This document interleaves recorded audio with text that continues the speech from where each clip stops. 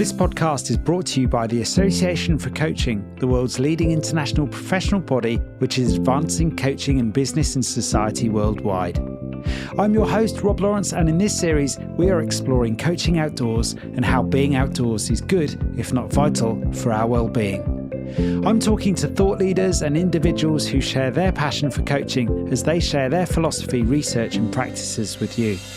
Our aim is to inspire you to unlock the potential of coaching when combined with being in nature and outdoors. Hello and welcome to this episode in our series on coaching outdoors. If you are a regular listener, you'll recognise my guest today, George Warren, who is no stranger to this podcast show and is someone who has been both a guest and a host on the show with the Coaching for the Climate Crisis and the Conscience of Coaching series. George has his own podcast, The Edge of Coaching, and is an executive coach who today will share with us his reflections on why and how he offers clients the opportunity to take their sessions outside in nature. We're going to talk about the importance of self-care, happiness and health as a coach and how these have changed George's work and personal life for the better.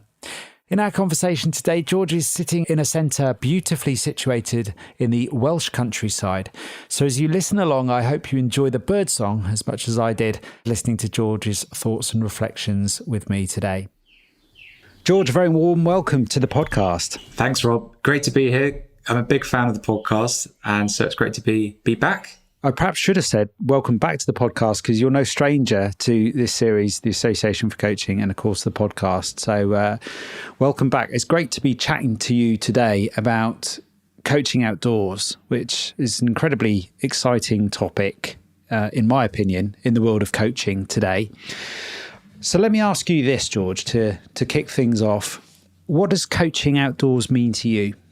So there's a very literal way of answering that, which would be taking and walking with your client, and whether that's in person, side by side, or whether that's, I live in North Wales and in quite a remote area. So when I'm coaching outdoors, sometimes I'm walking with headphones, and my client is doing the same, and we're walking and talking.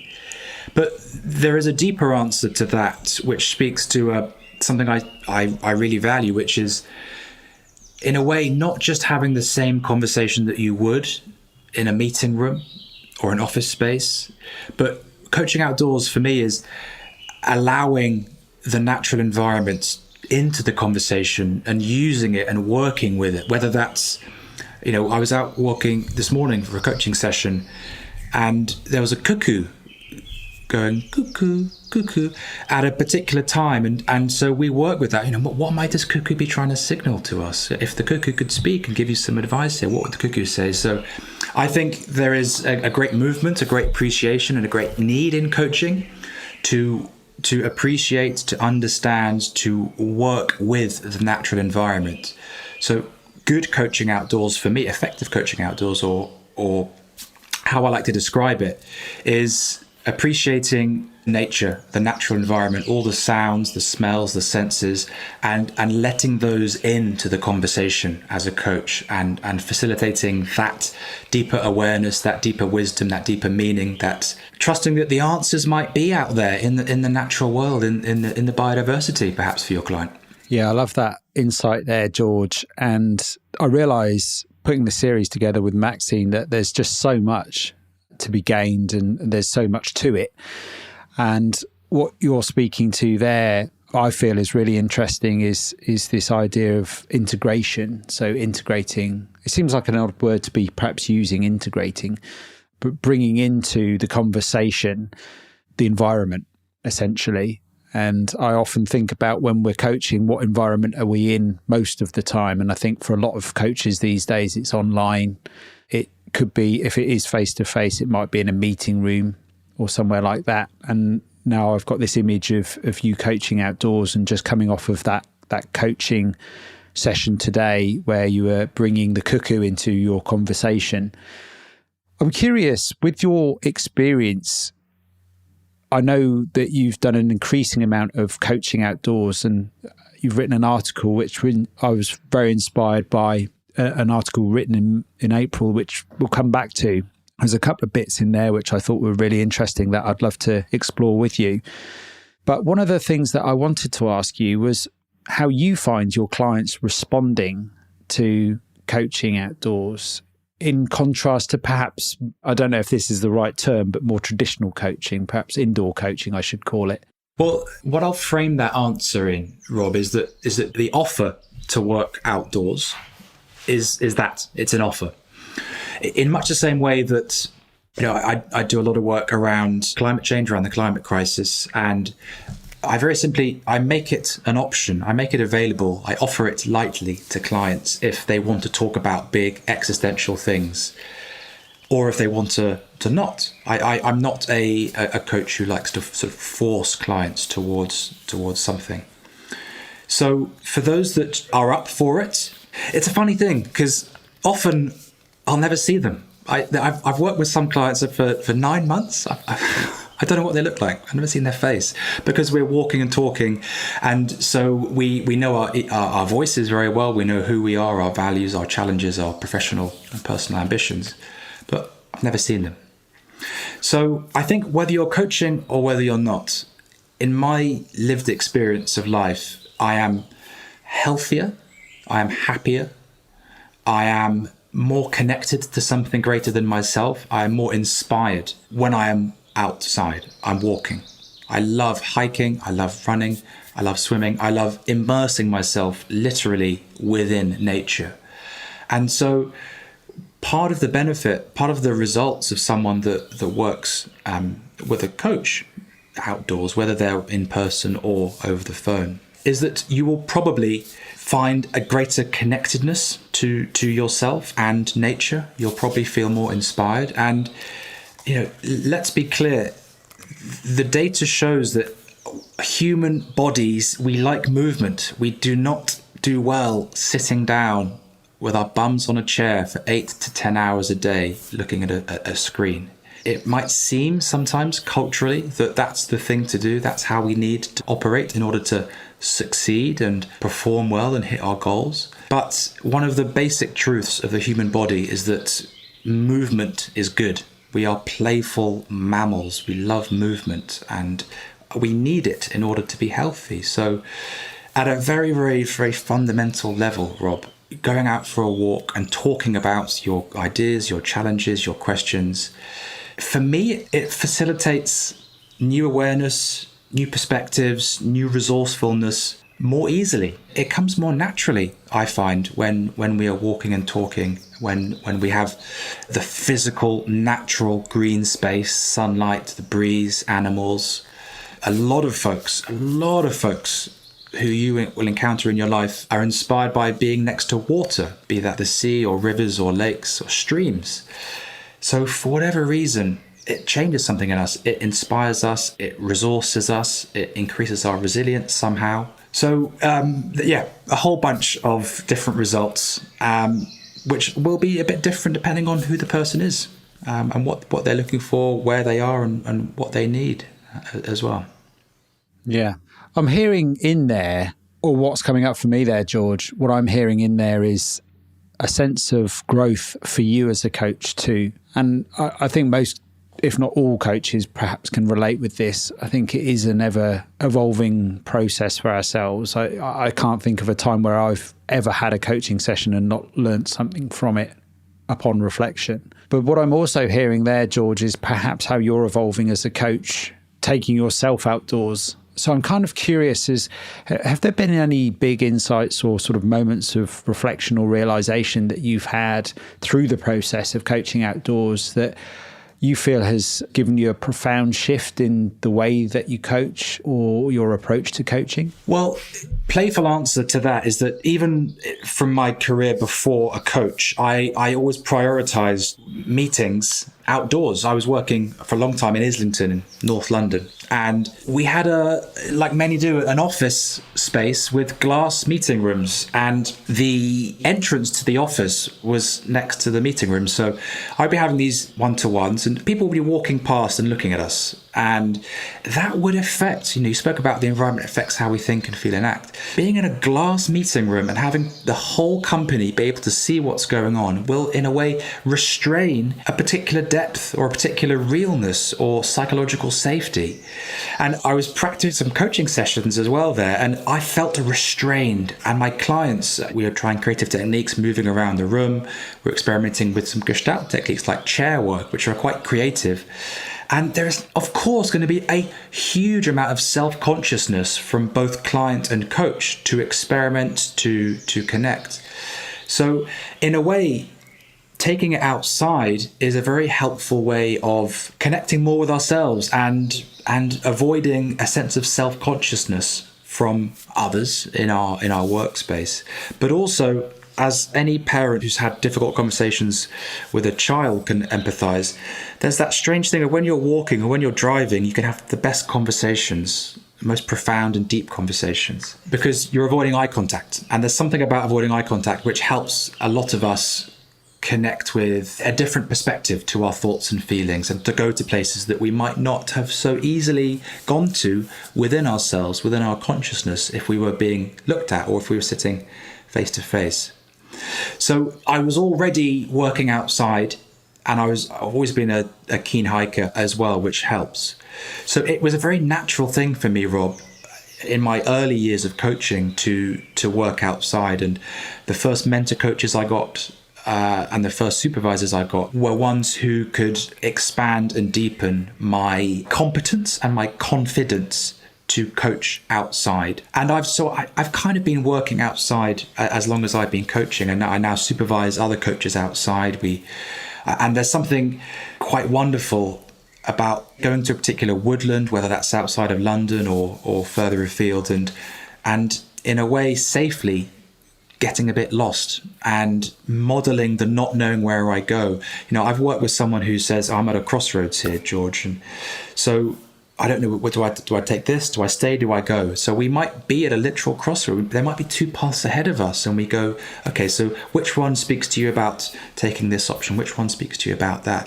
And the client can physically walk and experience what it's like to have made that choice safely and at an embodied level. Because my life, my experience as a coach and in other roles tells me that many of us are spending a lot of time up in our heads, in our rational thinking parts of our brain, and at the cost of coming down to our hearts, our souls, our spirits at an embodied level. And for whatever reason, and I'm sure other guests on this series will have gone into a lot of the data, the research, the biology, but for some reason when we're walking, it shifts something. Our great ideas come to us often when we're out walking in nature. We understand things more deeply. So, for me, being coached outdoors has been really helpful, and spending time, camping, going for walks on my own, running. A lot of the greatest realizations and the most brilliant ideas. The idea for that article you mentioned, it came to me while I was out in nature. So the natural evolution for me has been working at a more systemic level, at a more ecosystemic level, and weaving in my values and my conscience, my ideas around the climate crisis and climate change coaching, understanding that is inextricably linked to biodiversity, to nature, and the sort of unfolding crisis that we're experiencing. And I have a hunch, I have a belief that a greater appreciation of the natural world goes hand in hand with what we need to do to essentially save the civilizations in the next 50, 100 years. Yeah, I couldn't agree more there, George. So we've mentioned the article a couple of times, and I've got a little quote here that I'd like to share with our listeners from this article. It says, I've sloshed along muddy trails, skirted puddles and meandered through meadows with clients, coaching hoods up in the rain through misty forest and facilitating sessions by the side of vast bodies of water. And I was particularly inspired by your article, George. I think it really gave me an interesting sense as to who you are, another side to who you are, in terms of some of those early aspirations that you had as a child, and how things have changed, and maybe how things haven't changed as well. But I was also very inspired. I think that my big takeaway, and we'll perhaps get into this, was that how you've been able to weave the outdoors into your everyday work. So there's unquestionably an evolution in the work world of being more online these days as we work more and more remotely and with technology. But I was very inspired to see how when people choose to have a call with you, you simply give them your phone number, and it's a telephone call, it's a walk. And that's inspired me practically to look at my schedule on a daily basis and see which of those calls or meetings on a given day I can take outside. So I want to hear more about your experience with this and how you've managed to find a way of working that involves more outdoors, but also perhaps a little bit of background to your article as well there, George. And you mentioned that you got the inspiration for that article outdoors, which is further inspiring to me. Thanks, Rob. So, the headlines are that when I was a young boy and I imagined my future self, I thought I'd have a couple of kids and be married, which I'm fortunate enough. Those dreams have come true, and I hoped I'd be doing something I loved. And the key difference is that young version of myself imagined that I'd be wearing a suit. And I think that was part of the culture I was raised in. In the UK, I was in the late 80s, early 90s. There was an idea of you go to work, you wear a suit, you do your job 9 to 5, Monday to Friday, 2 weeks holiday a year, and that's what everyone does. That's the done thing. And so the appreciation with which I wrote that article was that many of the things are the same, but I don't wear suits often, Rob. I wear trainers and I wear trousers with a bit of mud at the bottom from going for walks. And I went for a walk on last Monday with someone in North Wales, and my socks and the toes of my trainers were wet. They were sodden through from wet grass, from walking across a field. And it was annoying because I had wet socks all day, but I was also delighted. I thought, this is how I want to spend my Mondays. So there is perhaps the sort of sense of proving a cultural myth that I bought into, which is you need, in order to be an executive coach, in order to be, successful, you need to be doing this, this, and this. And so I often challenge that assumption, that myth, and I encourage others, maybe earlier on in their journeys or further on in their journeys, to do the same. An executive coach in 2024 does not need to wear a suit. They do not need to wear smart shoes. They do not need to sit in front of a computer screen or operate out of a glass-ceilinged room in an office block. Those are some truths that I put out to the world, and that was a spirit with which the article was written, Rob.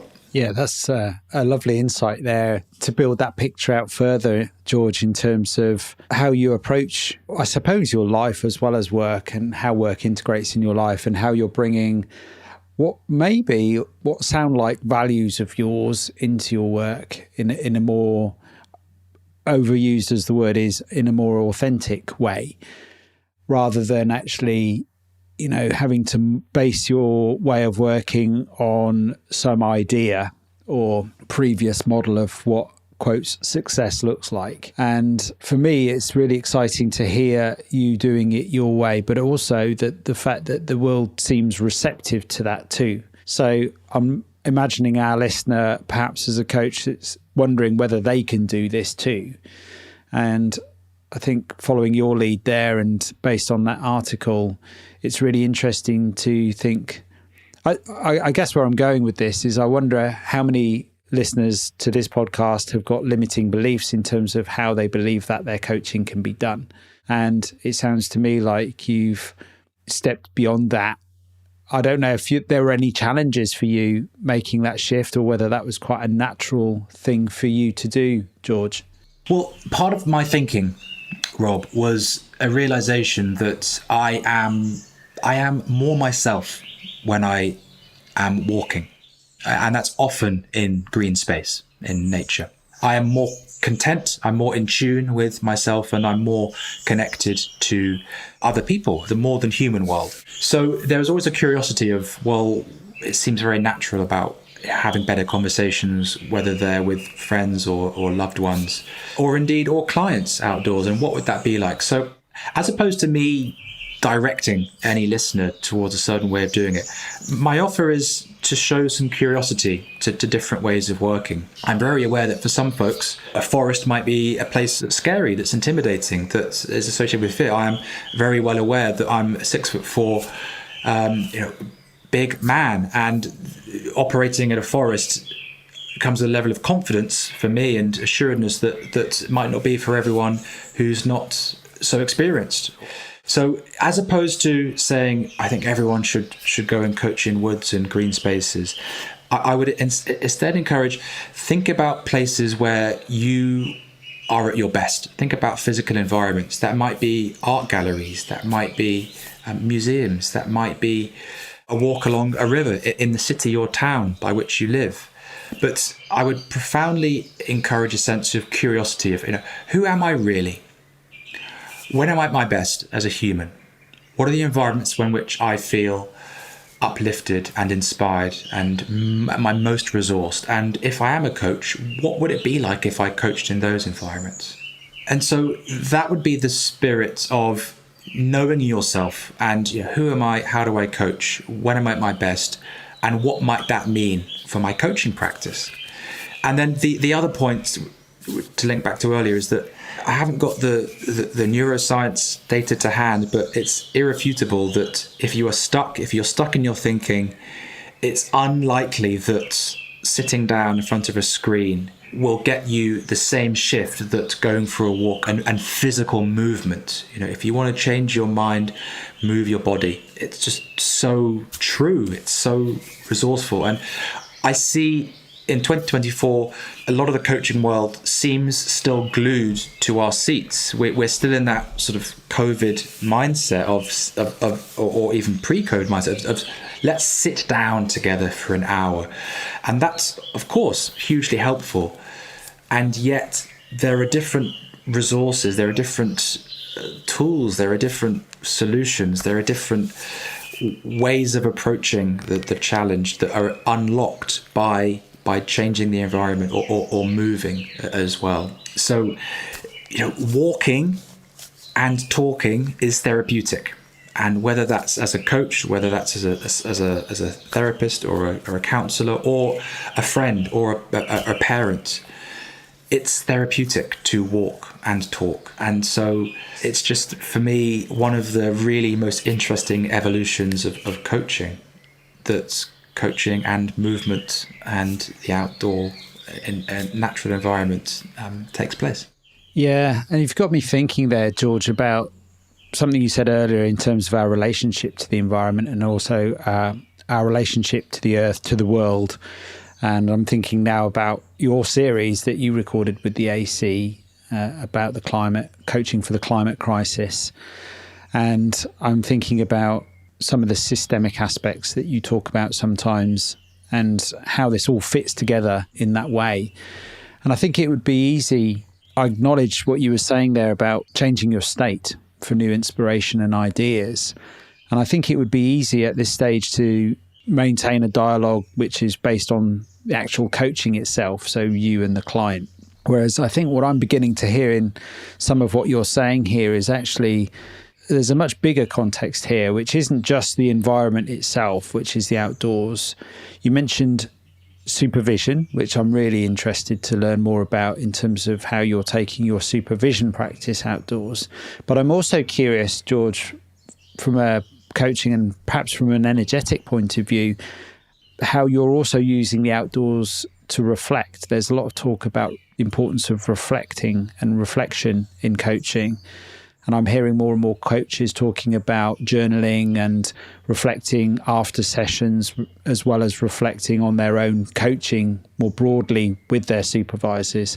So I'm kind of curious, in George's world, how all of these things connect together and how else you are using the outdoor environment to not only just change your state, as you were talking about there, but also to enhance you as a person, as a coach, that's then available to coachees with all of the other bits and pieces that feed into coaching, but could also benefit from being outdoors. So over the last, 4 years or so, maybe a bit more, I've been providing coach training and assessment and mentor coaching supervision to coaches in training and those in the first few years of their coaching journey. One of my realizations, Rob, is that for whatever reason, we coaches and perhaps others in helping professions, we can give a lot to the person opposite us. We can give a lot of ourselves to them and to perhaps other people. And for whatever reason, sometimes coaches aren't as good as looking after ourselves as we are the other person. It's easier to care outwards than to send that same quality or quantity of care inwards. And part of that can manifest in spending too much time online, too much time on places like LinkedIn, and too much time thinking that we're not good enough and that we need to take that extra course, or we need to sign up to that extra networking group. And I see coaches dropping away from the industry because it's unsustainable and it's not nourishing enough for them. So part of why I go for as many walks as possible is because for me, it is inextricably linked to self-care, to resilience, to well-being, and it is sustaining me. It is inspiring, it is motivating, and it is helping me to be at my best so that I can look after not only myself,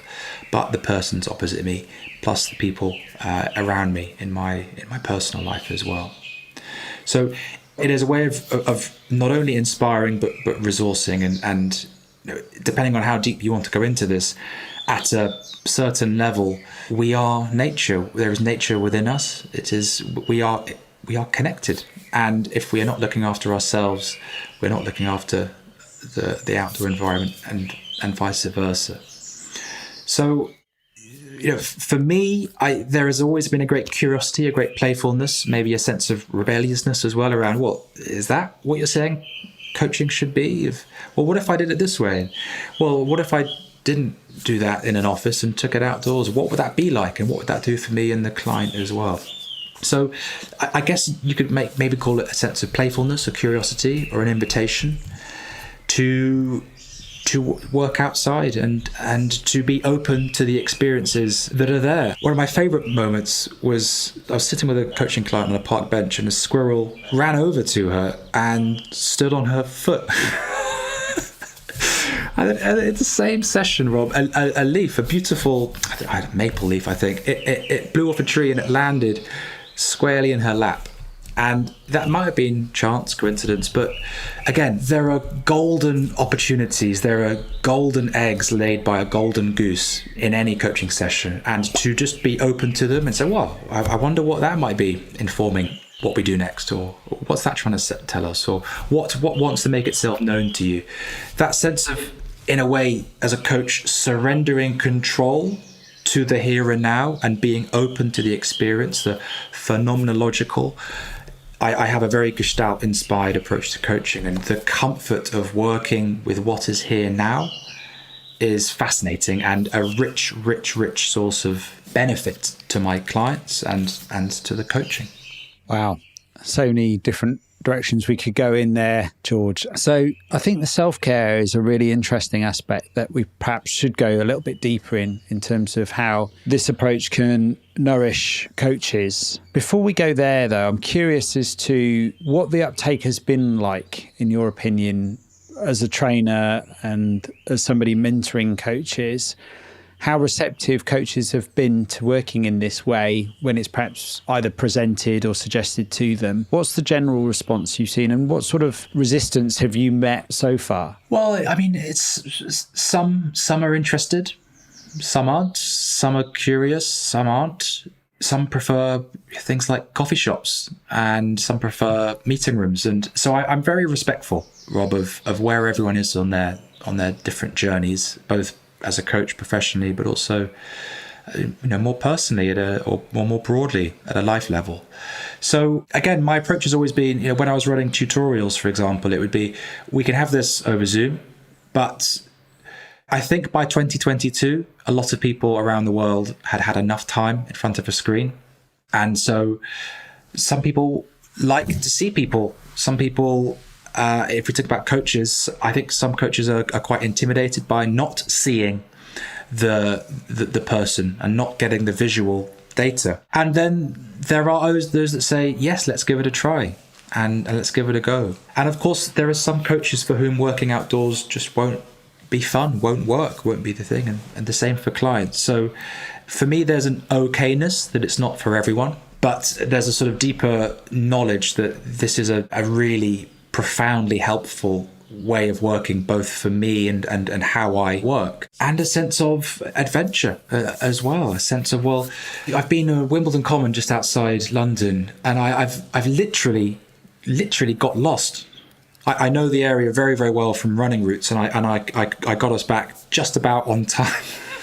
On time, but for a little while we were lost, and to get safely lost and to help explore what that can mean for someone who's a little bit lost in their career, in their professional journey, it can be really, really, really helpful. And we've run some very experimental creative days, shouting and getting all of the pent up frustration, shouting in woodlands, and coming across an adventure playground and working with that. There's so much fun and novelty and learning and new awareness to be unlocked, that I take issue with a way of talking about coaching which is overly prescriptive and overly, this is rules-based, this is how you should do coaching, these are the things that we expect, this is how you will be assessed. And for whatever reason, coaching means a lot of different things to a lot of different people, and I don't espouse an overly process-led approach. I love the GROW model, and I have some questions about how some ways in which it's taught or some ways in which it's used, in that the structure is a source of comfort, and overly directive, GROW, that's how you do coaching. And having a next question reload, it's not the style of coaching that I particularly enjoy. And I think that probably shows up in my getting lost in the woods together and going for a walk and letting the client choose left or right, or which path do we take, or and being open to the squirrels and the leaves and the cuckoos and the pheasants and the rain and the sun, and trusting that the awareness that wants to be heard and felt by our client will arise, will make its way into the conversation. That's lovely, George. I'm hearing a lot in there. I'm hearing a lot of a sense of adventure, a lot of fun, a lot of curiosity, and a lot of the unknown. And I can hear your sort of caution around, safely managing risks. But at the same time, I mean, with all coaching, there are risks, and there is a sense of adventure that you mentioned there. And it's really fun and interesting to hear about your experiences and how it's showing up for you and what some of those experiences are. Coming back to the self-care aspect, I'm really keen to explore that a little bit more deeply with you in terms of how following your instincts, by the sounds of things, and your attraction, if that's the right word, to the outdoors, how that nourishes you as a person as well as a coach, if indeed the two things are separate. But I'm curious to really learn more from you in terms of your own experience of how nature and being outside of the regular work environment has helped you to sustain yourself in a modern way of working as a coach.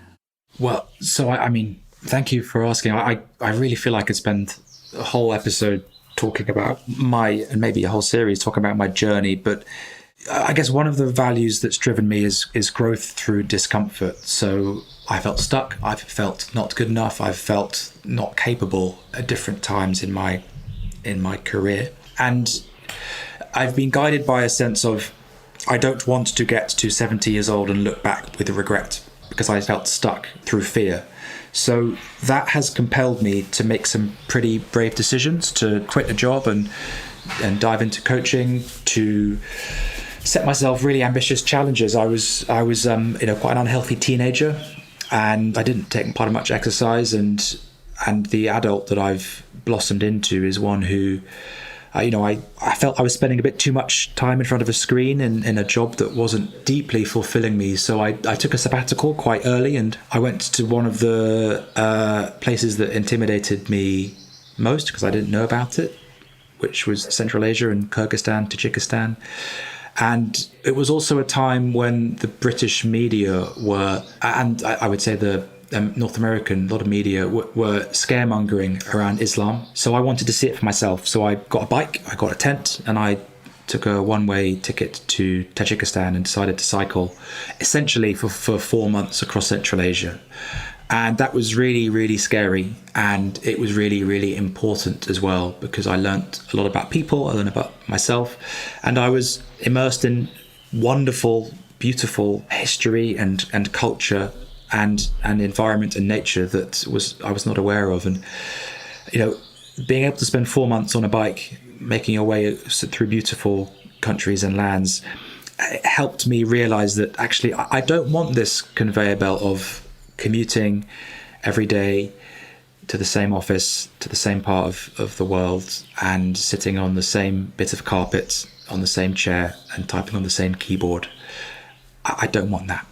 And so part of the coach I am has been informed by that perspective of take a bigger picture, and what do you really want out of your life, and how do you want to be spending your days? I'm also deeply inspired by observing our elders, Rob, and I always listen to folks further along in their journey, and I've always noticed that a lot of the people I know who reach some of the later years of their life, 60s, 70s, 80s, more often than not, they spend time gardening, physically tending to plants, to vegetables, to the natural, physically immersing their hands in soil. And that's something I've learned from a lot. And I don't think I'll get to my later years and think, you know what, I wish I'd spent more time on LinkedIn. I wish I'd spent more time sitting in front of that screen.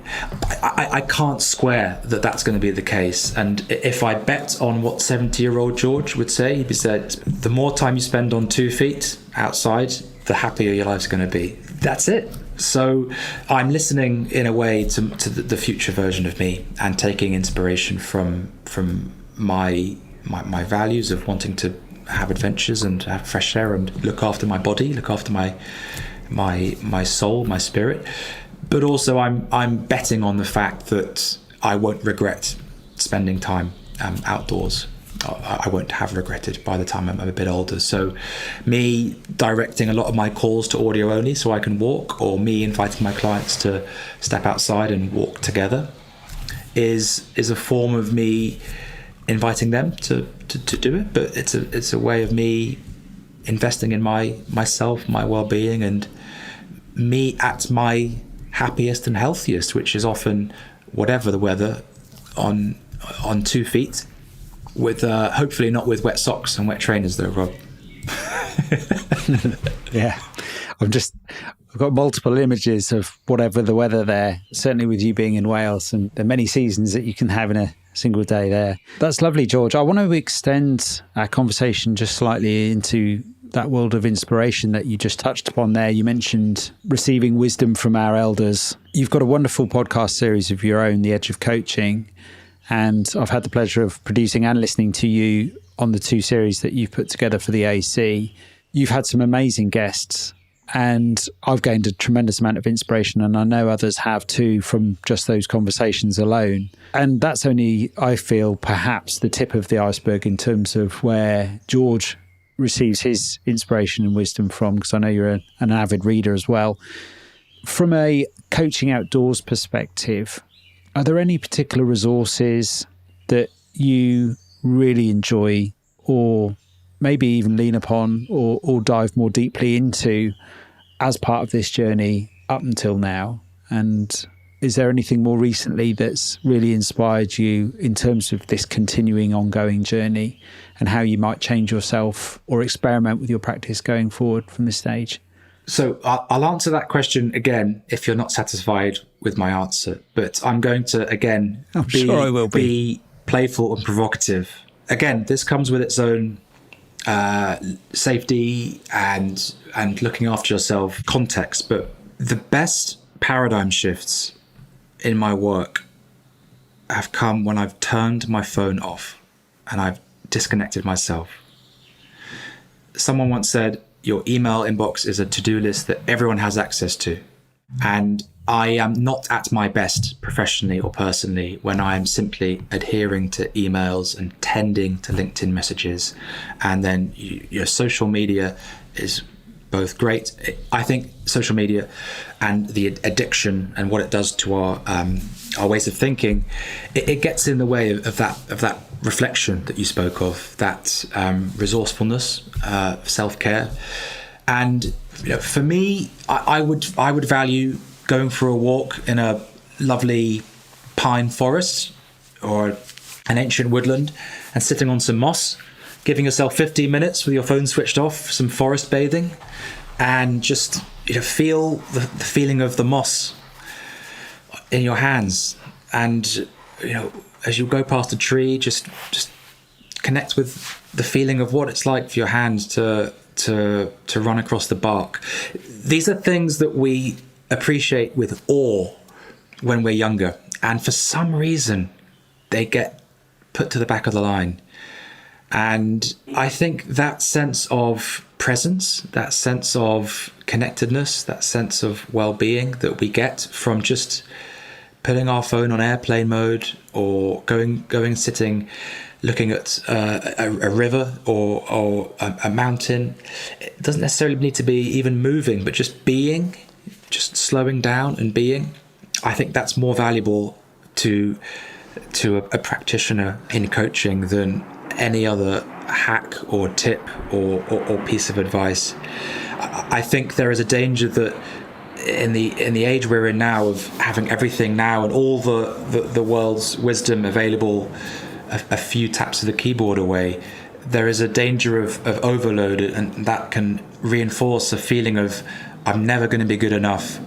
There's always this extra course I can take. There's always this extra qualification I can take. I'll never have enough. And that can really be quite detrimental to our satisfaction, our sense of well-being, our sense of happiness, and then it can also get in the way of our development, be that professional or spiritual. That sense of being good enough. And so, taking a pen and paper, sitting in the forest, you might get some soggy bottom or some soggy socks, but it's worth it. And I don't know, but there's a difference between sitting down for a meal, whatever it is, a jacket potato, there's a difference for me between sitting down, enjoying a meal, having sat in front of a screen for 4 hours in a day, and gone for a nice walk. I appreciate the food more. It nourishes me more. I eat it more slowly. I eat it more mindfully. I savor it. So I would just offer that that anyone interested, whether you're a coach or even a leader who coaches, that you prioritize the sort of self-care that allows you to be still and be present and be here now and sit with your thoughts, sit with your feelings, and to trust that is as valuable as that extra meeting that you're being called to, or that extra post that you could create on social media. That's a lovely answer, George. And I appreciate also that the answers we elicit are often down to the questions that we ask, as we well know in coaching. And I guess what you've perhaps done is help me to understand better where my curiosity is coming from in terms of the context of this conversation. And I think there's some lovely thoughts in what you just shared with us there. Getting back to basics, getting back to nature, getting back in touch with those things that many of us perhaps experienced. I appreciate not all of us, but many of us may have experienced as we grew up. And it's still fascinating to me, having young kids and also nieces and nephews growing quickly as they are, just still watching their relationship to nature and those more sort of primal things, I would say. Certainly when we go camping, and I appreciate you talk about that a lot too, and I'm always inspired by what you have to say about those experiences. So I guess coming back to the elders and that part of the question, I think what's still sort of hanging around for me is curious as to anyone that might have inspired you in terms of more recently about perhaps how you can deepen this practice that you're developing. Well, I know some of the work from the other guests on the series, and there are some fantastic pieces of advice and some guidance there. What I would recommend would be to, whether it is someone like a supervisor or a mentor or a mentor coach or or not, someone in your life who is operating in the way that you would like a bit more of. I would just help yourself to connect with the people who could help you connect more deeply with yourself as well. So it might be a friend who you can go walking with or camping with, or you can set yourself a mini adventure of a challenge of hiking a particular long distance path, or a sense of self-compassion of giving yourself a bit of, a few hours, a half day, a day, a couple of days, a weekend, where you could go to either a retreat or just look after yourself in other ways and self-care. The thing at the heart of this for me, Rob, as we're talking it through, is it's around a sense of self-compassion. It's really hard. It's really hard to care for Mother Nature, for the biodiversity, for the planet, if we're not loving or caring ourselves. So for me, I call one of my newsletters Slowing Down, because it all starts with just slowing down, just giving yourself space, giving yourself thinking time, giving yourself time to be. Because you and I and everyone listening to this, we're operating in an attention economy. Someone like, I think Cal Newport has written a lot about this, but Netflix and YouTube and Meta and TikTok and your emails and Amazon are all competing with all sorts of cognitive behavioral science and theories and some really clever people behind them. They're competing for slices of our time, of our consciousness. And to operate in this 2024, sometimes it feels like an uphill struggle, or we're swimming against the current of people and things and technology screaming out for us to think about them.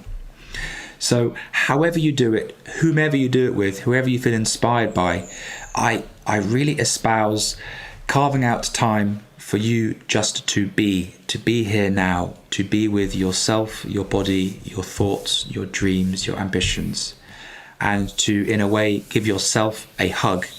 And for whatever reason, for me, being in forests, being by lakes, being in mountains, looking up at the stars, that is an environment where I'm much, much, much more able to do that than I am sitting in front of a screen, where often I am in competition with other things that want my attention and for me to think about. So again, I've sort of playfully swerved or dodged a literal answer to that question, but for me it comes down to something much more profound.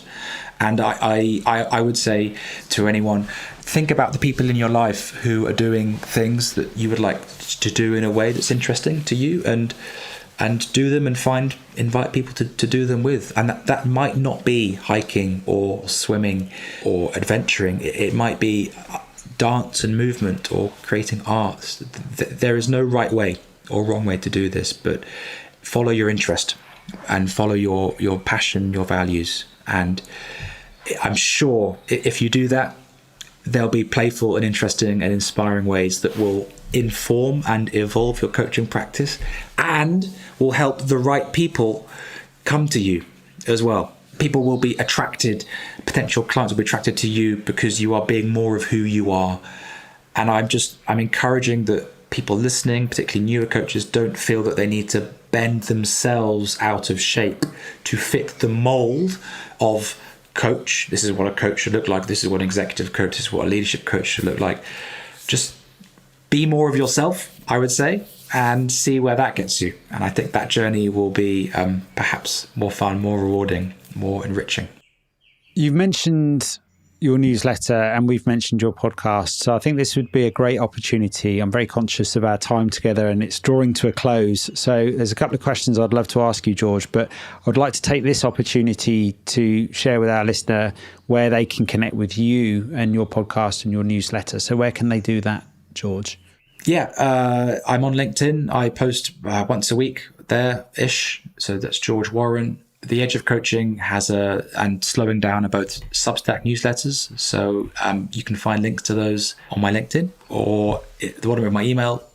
I mean, for anyone that wants to say, I love hearing from people. My email is well managed. So feel welcome to drop me an email and I'll respond in the good time that I can. So that's george@edgeofcoaching.com. And yeah, for any resources, for any guidance or help or any questions, feel welcome to do that. I've created the career that I have so that I can help as many people as I can in whatever ways I can. So feel welcome to getting in touch. And then, yeah, there's abundant podcasts and episodes and series as well as this one. So that's a good starter for 10, Rob, I'd say. Brilliant. That's lovely. Thanks, George. So I've got 3 questions I want to ask you just before we close. The first one is, can you remember a time where you had a profound moment whilst you were coaching outdoors? Yeah, I mean, a whole bunch. And without sounding, I guess, too glib about it, I would say on reflection, Rob, that the proportion of coaching sessions I do with profound moments or light bulb moments or eureka moments, it often tends to happen more outdoors than online or inside. So yes, I've got vivid, again, as a coach, we are stepping into our client's world. So when I am walking and talking with a client over the phone, I am more than anything paying attention to what they're noticing, the metaphors. And there's a client I'm working with at the moment, and she walks up to a particular viewpoint in the hills, and she speaks about sometimes the clouds parting in a particular moment and the sun shining down on her. And this is, really profound stuff. And it's very, very special to be part of that and to facilitate that conversation.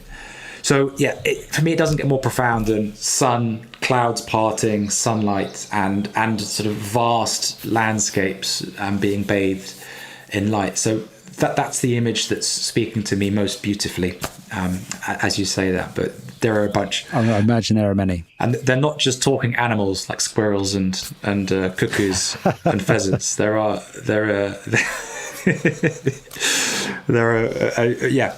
I can imagine a children's book all of a sudden, but there we go. That's another conversation for another day.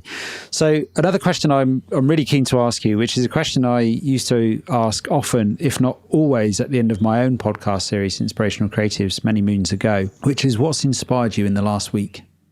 What's inspired me in the last week? I love listening to podcasts, and the thing that's inspired me the most has been, I'm going to plug the other series, a recent series from Maxine, the coaching and well-being, coaching and mental health series from the AC. This is a profoundly important topic, much like things like the climate crisis and the links between them. It's not going away anytime soon. So I've been deeply inspired by the quality of wisdom and care and guidance demonstrated by the guests I've listened to and by Maxine. So if it's not on your radar, dear listener, once you finish with this series, go and check that one out, because it's really good and it's really important. And another mention of the AC, I'm not sure, George, if you've got to the Coaching Youth and Future Generation series yet, hosted by Maisie. Have you got to that one yet? I have not. Are you going to enjoy that one? Okay. Yeah. I'll cue that up. Yeah, the mental health series is great. And my final question is a bit of a take on one of the questions I know you like to ask at the end of your own podcast, which is about, I think your question goes along the lines of constructing an image of the future of coaching and what that image looks like for you. But I'm curious a bit more specifically what the image of coaching outdoors looks like for you, George. If I check in with my body hearing you ask that, Rob, there's a sense of sadness because we are in a time of ecological crisis. There is no denying that. And the climate is breaking down. We are getting hotter and hotter Februaries. We're getting less predictable weather patterns. The very processes that keep the natural world moving along are imbalanced and they're breaking down. And so there is a lovely forest behind me. I don't know if this forest will still be alive in 10, 20 years. The warmer that the winters go, the harder it is for the deadly fungi and bacteria to be killed off, and there is a danger that this lovely verdant green part of the world in which I live in North Wales will not look like this very soon. So, I would offer the image of connectedness between how we are in our inner landscape, the care that we are showing ourselves, the work that we're doing on ourselves. I would offer an image of the link between that and the outer landscape, the physical landscape. The image that comes to my mind is sometimes you've seen a sort of pair of lungs but made out of moss or plant, sort of green set of lungs. And so, to anyone listening, there is such a beautiful and profound link between being in nature and looking after ourselves and nature and others. So I hope that this series and this way of thinking about coaching continues to blossom and bloom in this unfolding crisis and time of destruction and sense of concern and doom that we're all operating in. And I can't help but think that this is one of the keys that will unlock a greater sense of connectedness and purpose and meaning and strength and courage. So I will wrap this up with a plug for a work by Joanna Macy and Chris Johnston called Active Hope. And it answers one of your earlier questions about resources and signposts. That book has profoundly changed the course of my life and my work as a coach. It's one of the key texts on the certificate I teach, Coaching in the Climate Crisis. So that's one heck of a book. That's one heck of a resource, Rob. And for those that want to do some reading, start there. Joanna Macy and Chris Johnson are incredible people and incredible gifts to the world of coaching and beyond. That's lovely. George, thank you so much for joining me on the podcast today. It's been wonderful to hear about your experience coaching outdoors and the contrasting challenges that we have, but the opportunities and the hope for the future too. So thank you for sharing everything that you have done today, George. Thank you, Rob. These are co-created conversations, and it's been a great honour to be in dialogue with you about this. Thank you, and thanks to the whole team. Thank you for listening to another podcast by the Association for Coaching. For over 20 years, our purpose has been to inspire and champion coaching excellence, advance the coaching profession, and make a sustainable difference to individuals, organisations, and society. To find out more about the AC and our member benefits, follow us on LinkedIn or visit our webpage at associationforcoaching.com. Explore our digital learning hub and enjoy our extensive library of on-demand webinars, signature programs, member benefits, interviews, podcasts, and a portfolio of live events featuring thought leadership, tools, models, and the latest industry trends to help you develop and increase your coaching expertise.